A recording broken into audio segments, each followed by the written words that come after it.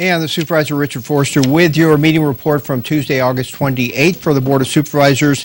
I'm going to cover this a little out of order from our agenda, but first up I'll talk about the Sutter Gold Mine operation. They were coming in asking for some changes to the conditions of their use permit on the Lincoln mine, and this primarily had to do with what I would consider more minor or ministerial issues, but there were some issues that may have an effect on the surrounding area. So the Board of Supervisors has to look at it and decide whether those were considerations that were made during the environmental impact report process. In looking at the things they were asking for, which was the relocation of the sand barn or the dewatering plant, identification and location of the North Star portal, relocation of tailings thickener, tailings storage tank and water tank, and transporting up to 15 trucks or 300 tons of tailings per day to the eastern surface fill unit site located on the Swift-Schaefer property, which would be down Amador Road, and this would be during the initial 5 years.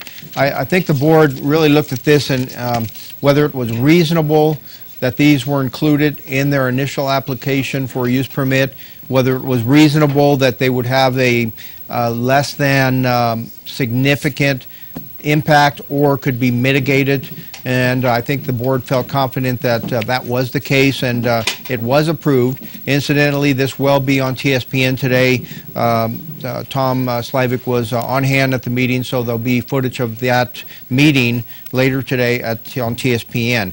The board, a couple of other big items that we talked about, certainly the state responsibility area fees or tax.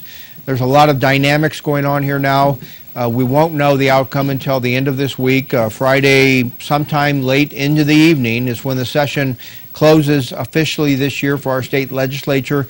The SRA fees, there's a move afoot to repeal those SRA fees or taxes, and I'll just call them a tax because that's what they are, but there's a move afoot to repeal the tax, and the catch is that it is tied to passage of another bill, AB or Assembly Bill 1500 by Speaker Perez. This would actually take the single sales factor, which is a tax on corporations. Right now they're allowed to choose a number of different ways to pay their taxes. This would move it back to the way it was 3 to 4 years ago, to a single sales factor. It would increase the tax on out-of-state corporations that do business in California by about $1 billion. Out of that billion, they would take $90 million, would go to CAL FIRE. The rest of it would go to grants to kids that go into college whose parents earn less than $150,000 a year. No guarantee that's going to pass. It's passed out of the Assembly. It needs 2 Senate votes on the Republican side to pass it. No guarantee that's going to happen, but if it does pass, the repeal of the SRA fees more than likely will occur. At this time, we're not telling you to bank on that.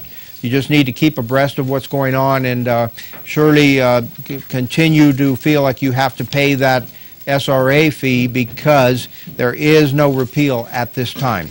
So don't anyone out there say that the Board of Supervisors told you not to pay your bill, because you could get in trouble by not doing that if the repeal doesn't occur.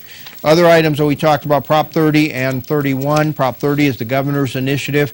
The Schools and Local Public Safety Protection Act of 2012. It's got a little bit of money in it for schools, no guarantees. That's why the education community in the state of California, including the state PTA, is advocating more for the Molly Munger initiative, which is dedicated to schools. They're both taxes. The governor's initiative is a major competitor to the Munger initiative.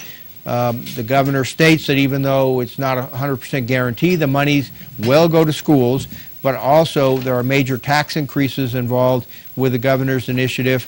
There are some constitutional protections for the monies that counties get, but also there are personal income tax increases for those earning up to $250,000, $500,000, and up to $1 million. For joint filers, that amount would double to the tax would go up by 1% for those earning $500,000, and where was it now? It was $500,000, $1 million, or $2 million. So beyond that, there's a half-cent sales tax that's incorporated into this, I believe, which will go until 2017. So major tax increases. You know, the board's in kind of a pickle on this one because we need the governor's support for things like the basic aid issue, where the governor lent us his support this year. That's what helped us get $1.1 million back for the county and the city and the cities. So unfortunately, in my mind, the vote was 3-2. You know, I can't take advantage of the situation and say how bad the governor's initiative is. We took a no position on this because we want his support down the road. Sometimes you got to do what's right. Also, Prop 31, the Government Performance and Accountability Act, the board voted 5-0 to not support Prop 31. That's all the time I have today. 223-6470 if you want to call the board office. Supervisor Richard Forster, we'll talk to you in a couple weeks. You're watching Amador County's local television network, TSP.